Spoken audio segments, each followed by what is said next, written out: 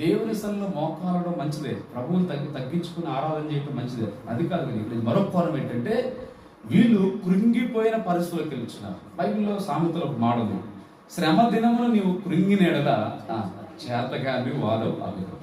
అంటే ఒక శ్రమ వచ్చింది, ఆ శ్రమ వచ్చినప్పుడు ఏం చేస్తారంటే వాళ్ళు కృంగిపోతారు. కృంగుదల ఏం చేస్తారంటే తనని ఇంకా అంచివేసింది కదా. కృంగుదల మానసిక కృంగుదల, శారీరకంగా కృంగుదల, ఆధ్యాత్మికంగా కూడా కృంగుదల. ఈ కృంగుదలలు ఏం చేస్తారంటే మనిషిని ఇంకా అగాధానికి అధోగతికి పాలు చేస్తాయి.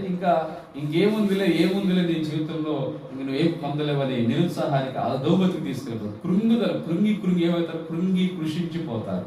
కృంగి కృషించి తిని అని పాడతారు. కృంగి కృషించిపోతారు, చివరికి నీరసరి కృషించి చనిపోతారు. అలాంటి స్థితికి తీసుకుపోయేది భయంకరమైనది. అది సడన్గా జరగదు, నిదానం క్రమేపీ జరగదు. అది స్లో పాయిజన్ అంటారు. ఏంటంటే కృంగుదల.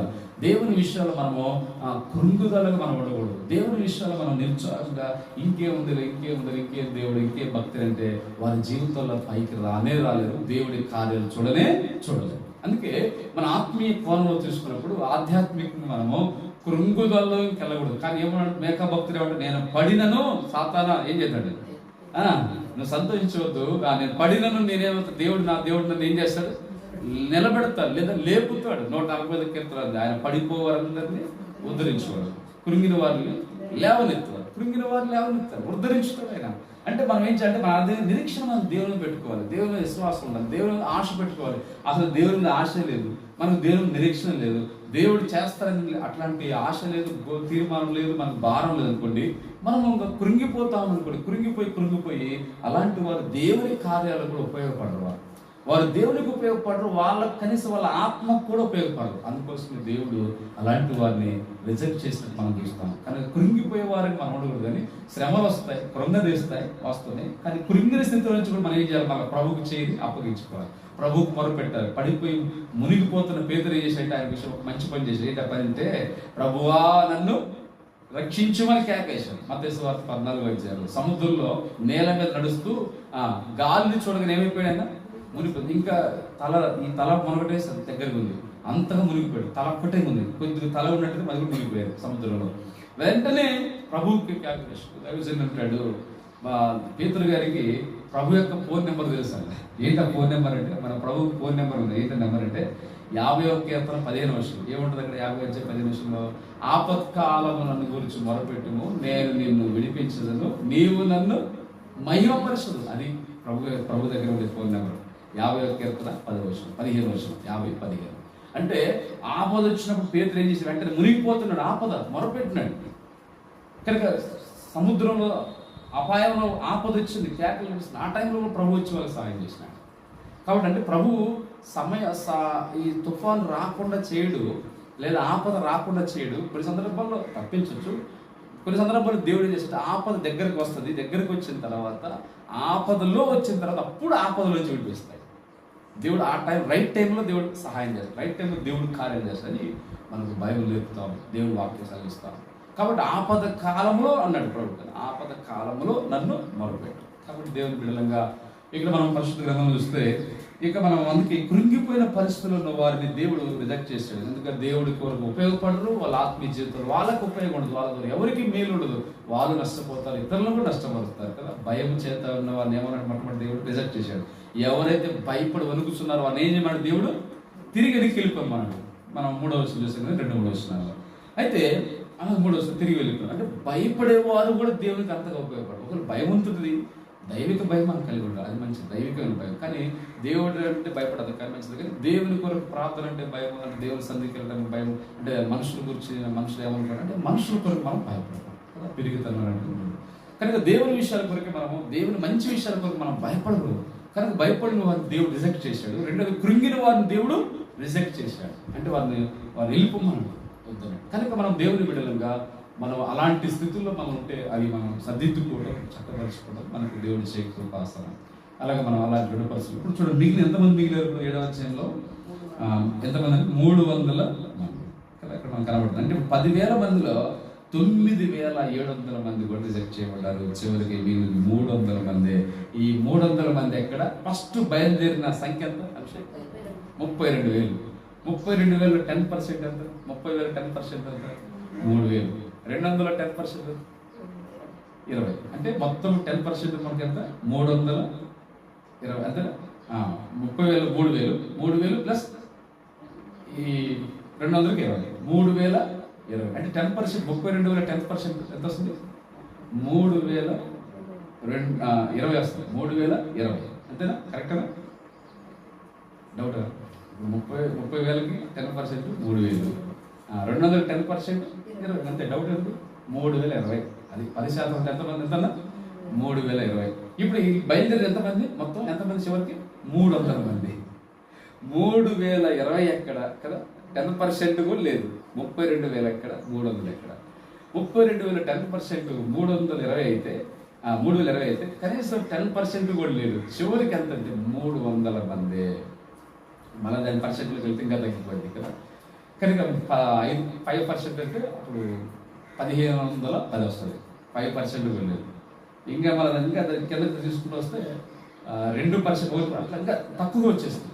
300 మంది ఇంకా తక్కువ మంది అట్లా చూడండి. 2% కూడా మనం 5% కూడా లేదు. సరే, ఇక్కడ మనం చూస్తే దేవుడు సంకల్పం. ఎందుకంటే మనం ముందు చెప్పారు, దేవుడు అతిశయిస్తారు, గర్విస్తారు, దేవుని మీద అతిశయిస్తారు, మా బాబు అనుకుంటారు. ఎందుకంటే ఇది దేవుని వలనే జరిగింది, దేవుడే చేశాడు, దేవునికే మహిమ.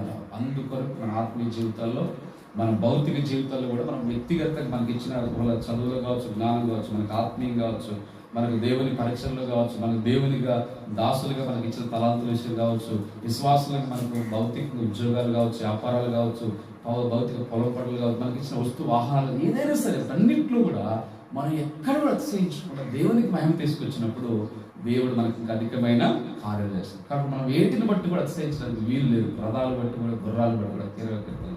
అయితే ఇక్కడ మనం చూద్దాం, ఇప్పుడు దేవుడు ఎలా కార్యాలు చేస్తాడు ఈ 300 మంది అంటే దేవుడికి ఎప్పుడు కూడా కొద్ది మంది చేతనే, చిన్న శేషం చేతనే.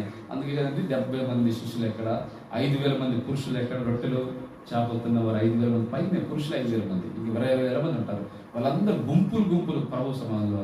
కానీ చివరికి 11 మంది ద్వారా దేవుడు ప్రపంచాన్ని తలకిందులు చేశారు. తర్వాత ఆ చీట్లోనికి బలక వ్యక్తి వచ్చాడు, మత్తి అనే వ్యక్తి. అపోస్తులుగా ఒకటి కనబడతారు చరిత్రలో. అపోస్తులు పౌలు కదా, ఆయన అపోస్తులత్వానికి దేవుడే పేరు పెట్టాడు, అపోస్తుడైన పౌలు పరిశుద్ధాత్మ.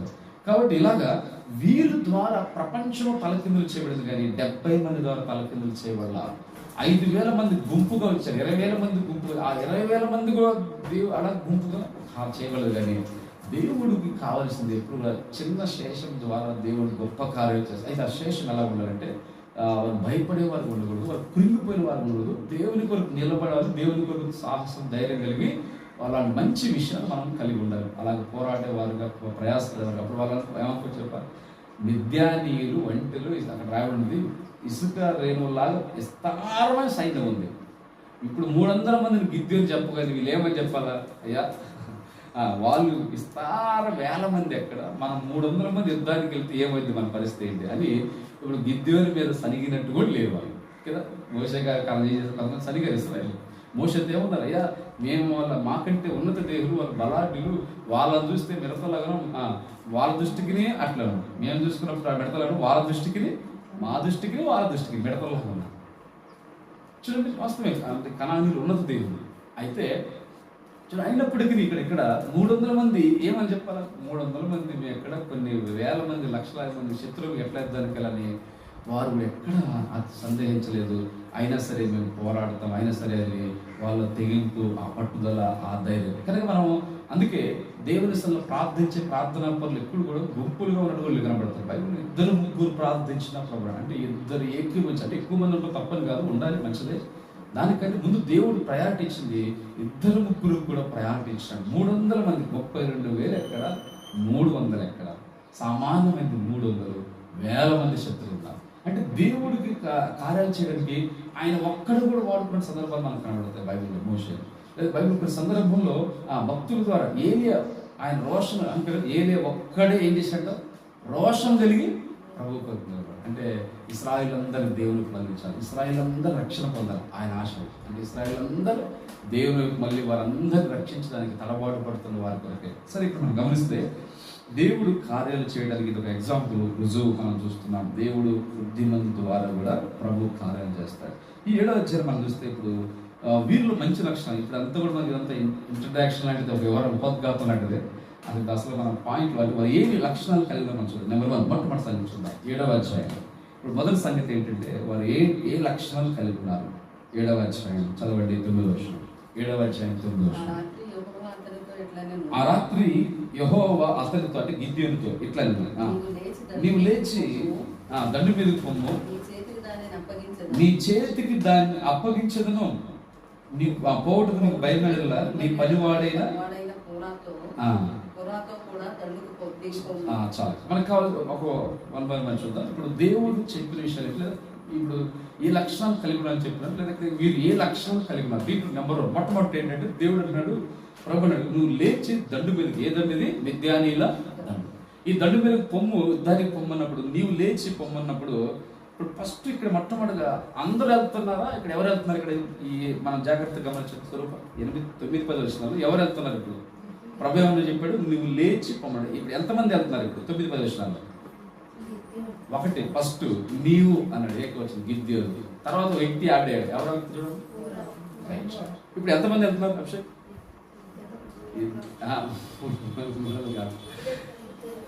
తర్వాత వెళ్తారు. ఇప్పుడు ఈ వచ్చిన ఎంతమంది వెళ్తారు? ఈ 9, 10 వచనాల్లో ఇద్దరే వెళ్తారు. అవునా? నీకు కొంచెం భయంగా ఉంటుంది, ఎందుకంటే మొత్తం మిలిటరీ అంతా ఉందండి. ఇప్పుడు పాకిస్తాన్ మిలిటరీ మొత్తం ఆవరించి ఉంది, లక్షల వేల మంది. ఒక వ్యక్తి ఆ దగ్గరికి వెళ్ళంటే ఎంత భయం అన్నా, ఎంతో భయం.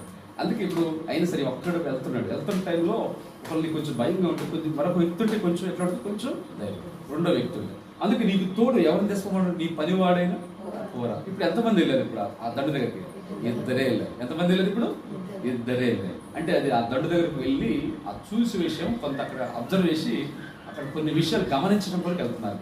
బైబిల్లో మనం వస్తే సమూయేలు గ్రంథం 1 సమూయేలు 9-10 తీరుగా అక్కడ కూడా సౌలు శత్రువులు యుద్ధం చేసే ముందు యోనాతాను ఏం చేశారు సార్, తన పనివాడిని బాణాలు మోయేవారు తీసుకుని మన ఇద్దరు వెళ్దాము, పట్టపండుగ పోదామంటే సరే నువ్వు చెప్పింది చేస్తా అన్నది అని యోనాతాను వెళ్తాడు. యోనాతానుతో ఉన్న బాణాలు మోసి తన పనివాడు కూడా ఇద్దరు వెళ్తారు. అక్కడ సమూయేలు గ్రంథం మనం వస్తాం. అక్కడికి వెళ్ళి వీరిద్దరే దాదాపు 20 మందిని చంపి హతమార్చి అరెకరం పొడవు దున్ను ఆ ప్రాంతం ఉంటుంది. ఆ టైంలో అంత దూరం వచ్చే ఉంటాయి. అంటే ఎవరు వెళ్ళారు? యోనాతాను తనతో పాటు ఒక పనివాడు కదా, బాణాలు మోసి తనతో పాటు ఇద్దరే వెళ్ళారండి. ఇద్దరే వెళ్ళారు. ఎక్కడ విస్తారమైన సైన్యం, శత్రు సైన్యం ఆ టైంలో. ఇక్కడ కూడా ఇద్దరే వెళ్తున్నారు. ఎవరు ఇద్దరు? ఇక్కడ గిద్యోను పోరా. అక్కడ ఎవరు వెళ్తున్నారంటే యోనాతాను తన పనివాడు, ఇద్దరే. చూడండి, వాస్తవానికి ఆ శత్రు సైన్యం దగ్గరికి ఇద్దరు వెళ్ళారంటే ఎట్లాంటి తెలుసు. ఇప్పుడు మనం మిలిటరీ ఉగ్రవాళ్ళ దగ్గరికి వెళ్ళాలంటే, లేదా తీవ్రవాళ్ళ దగ్గరికి వెళ్ళాలంటే, మనం వెళ్తున్నప్పుడు వెళ్ళేటప్పుడు వాళ్ళు సిద్ధంగా భయంకరంగా ఉంటుంది, వాళ్ళ భయంకరంగా ఉంటారు తీవ్రవాదులు, తీవ్రవాదులు. ఈ ఆర్మీ వాళ్ళు వెళ్ళాలంటే ఎంత భయంకరమైన పరిస్థితి, ప్రాణాలు వచ్చేది, ఎప్పుడు ప్రాణం పొంది కూడా లేదు. అలాంటి పరిస్థితులు ఇద్దరే వెళ్ళారు. ఇద్దరే, ఈ గిద్యోను తన దగ్గర ఉన్న పూర ఇద్దరు వెళ్ళారు. అంటే ఒకటి విషయము, ప్రభు అన్నాడు, నీవు వెళ్ళు, నీతో పాటు ఆ వ్యక్తిని తీసుకెళ్ళి. ఒక్కడిని వెళ్ళమంటావు ఏంటి ప్రభు? సరే ఒక్క పనివాడినా, ఇద్దరే వెళ్ళమంటావు ఏంటి ప్రభు? ఇద్దరే వెళితే వాళ్ళంతా మంది మేమేంటి పరిస్థితి అని సందేహించలేదు, లేదా తను తిరిగి ప్రశ్న చేయలేదు కదా. అయితే ఇక్కడ ఒకటి ఏ విషయం అంటే, దేవుడు చెప్పినట్లుగా చేసాను. ఇది నెంబర్ 1. దేవుని కార్యాలు జరగాలంటే మొట్టమొదటి మన జీవితంలో ఏం చేయాలంటే దేవుడు చెప్పినట్లుగా చేయాలి. ఇది నెంబర్ 1 మొదటి సంగతి. దేవుడు ఏం చెప్పినాడంటే, గిద్యోను నువ్వు లేచి ఆ దండు దగ్గరికి వెళ్ళు, నీతో భయం ఉంటే నీతో పూరాని పనివారిని తీసుకెళ్ళమంటే అట్లాగే చేసాడు. వారు అక్కడ ఆడదు కదా, అలాగే దండు దగ్గరికి దిగు మనగానే ఆ దండు దగ్గర అలా చెప్పినట్టుగా గిద్యోను తన దగ్గర పోరాడు. న్యాయాధిపతుల గ్రంథం 7వ అధ్యాయం 10-11 మనం న్యాయాధిపతులు 7-10-11. అలాగే ఇద్దరు అలాగే. ఇది దేవుడు చెప్పినట్టు చేయడం. మన జీవితాల్లో దేవుడు చెప్పినట్టు మనం చేసినప్పుడే దేవుని కార్యం వస్తుంది. అందుకే అట్లు చేయుడి దేవుని మహిమ మీకు కనబడను, సంఖ్యాకాండం 3 మనం చూస్తాం. అట్లు చేయుడి అంటే దేవుడు చెప్పినట్టు చేయడి. ఆదికాండం 6వ అధ్యాయం మనకు రాబడింది, అట్లు చేసాను అని రాబడింది. అంటే అట్లంటే దేవుడు చెప్పినట్టు, అంటే దేవుడు ఏం చెప్పాడు నోవాతో అది దేవుడు చెప్పినట్లే చేశాడు నోవా. ఇప్పుడు కూడా మన గిద్యోను కానీ గిద్యోను కూడా దేవుడు చెప్పినట్లే చేశాడు. ఒక విజయం జరగాలంటే, లేదా కార్యం మేలు చూడాలంటే ఆత్మీయంగా, భౌతికంగా నెంబర్ 1 గిద్యోను వాళ్ళే మనకు మాదిరి. బైబిల్ గ్రంథం తెలియపరుస్తుంది మనకు ఏం చేయాలో. మనం ఎప్పుడు మనకు బైబిలే మనకు ప్రామాణికం, బైబిలే పోవాలి. బైబిల్ కంటే మించిన మాట లేదు కదా. కానీ మన బైబిల్ అంటే దేవుని మాట ఏం చెప్తుంటే, దేవుడు చెప్పినట్లుగా గిద్యోను పోరాలు చేసాం. మనం కూడా ప్రభువు చెప్పినట్లుగా మనం చేయడం నేర్చుకుంటే దేవుని కార్యాలను, గొప్ప కార్యాలు, గొప్ప విజయాన్ని మనం చూడగలం. ఒకటి. రెండవ చూద్దాం. రెండో మాట ఏం చేశారు వీళ్ళు? పరిశుద్ధ దేవుని తెలియపరిచిన వాళ్ళ గురించి రెండో మాట చూద్దాం. వీటి మనం ఎక్కువ వివరించుకునే మెయిన్ చూద్దాం. 7వ అధ్యాయం 15వ వచనం. అంటే ఇప్పుడు ఆ మాట చెప్పగానే వీళ్ళు ఏం చేస్తారండి? గిద్యోను పోర వెళ్ళారు. వెళ్ళిన తర్వాత అక్కడ ప్రభు అంటాడు, మీరు వెళ్ళిన తర్వాత దండు దగ్గరికి వెళ్ళండి, అక్కడ ఆలోచన చూస్తామంటే దండు దగ్గర మీరు ఉండి ఆ దండు వారు ఏమైతే మాట్లాడుకుంటున్నారో, వాళ్ళు ఏం మాట్లాడుకుంటారో ఆ మాట్లాడుకునే సంగతులు మాత్రం మీరు వినాలంటాడు. ఆ దండు వారు మాట్లాడుకునే మాటలు వినమంటారు. 11 వారు చెప్పుకొనుస్తున్న దానిని వినిన తర్వాత నీవు దండులో దిగిపోవచ్చు. అంటే రెండోది ఏం చేయాలంట? ఒకటి, ఆ దండు దగ్గరికి వెళ్ళాలి, చెప్పినట్టు వెళ్ళారు. రెండోది ఏం చేయాలి? ఇప్పుడు వారు చెప్పుకొనుస్తున్న దాన్ని ఏం చేయాలంట? వినాలి.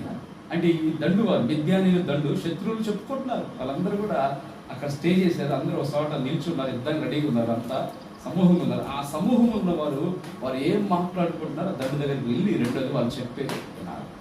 కాబట్టి రెండోది మనం కూడా వినాలి. రోమపత్రిక చక్కని మాట పద్ధతి ఏంటంటే, వినుట వలన విశ్వాసము కలుగుతుంది. కనుక మనము అది క్రీస్తుని గురించిన మాట. కనుక మన పరిస్థితుల్లో మనం అందుకే చూడండి, మనం ఇప్పుడు వాస్తవానికి ఎంతమంది శత్రు సైన్యం వచ్చినప్పుడు అది యుద్ధము, అది ఒక భయంకరమైన పరిస్థితి, మరణకరమైన పరిస్థితి అయినప్పటికీ వాళ్ళకి ఎట్లా ధైర్యం? దేవుని మాట వింటు ద్వారా, అంటే దేవుని సూచన, దేవుడు చేసే కార్యాలు వినటం వల్ల మనకు వాళ్ళకి ఏంటంటే విశ్వాసం కలుగుతుంది, ధైర్యం కలుగుతుంది, మనలో ఒక నిరీక్షణ కలుగుతుంది. ఈ ధైర్యము, నిరీక్షణ కారణం అంటే క్రీస్తు మాట మనకు ఒక నిరీక్షణ, ఒక విశ్వాసం, ఒక ధైర్యాన్ని మనకి ఇస్తుంది. ఎందుకంటే దేవుని మాటలో అలాంటి శక్తి ఉంది. రెండవది, అలా వినుట. అలా వినమన్నప్పుడు ఆ ప్రకారం వెళ్ళారు, వారు చెప్పుకునే దాన్ని వింటా ఉన్నారు. రెండవదిగా విని విశ్వాసం తెచ్చుకుంటారు, లేదా విని అలా క్రీస్తులో విశ్వసించు నమ్మిక కలిగి ఉంటారు. ఇది విని విశ్వాసం కలిగి ఉంటారు, విని లేదా నమ్మిక తెచ్చుకుంటారు. రెండవ మాట. మూడో సంగతి, మూడో లక్షణం ఏంటంటే, ఇప్పుడు ఆ తర్వాత చూస్తాం వాళ్ళు అలా మాట్లాడుకుంటున్నారు. ఏం మాట్లాడుకుంటున్నారు? అక్కడ 13వ వచనం ఉంది. గిద్యోను వచ్చినప్పుడు ఒకడు తాను కనిన కళను తన చెలికానికి వచ్చి, అంటే తన తోటి చెలికానికి, తన స్నేహితులు చెప్పుకున్నాడు. ఏమని కళ? ఎట్లనగా 13 నేను కలగంటిది అదేమనగా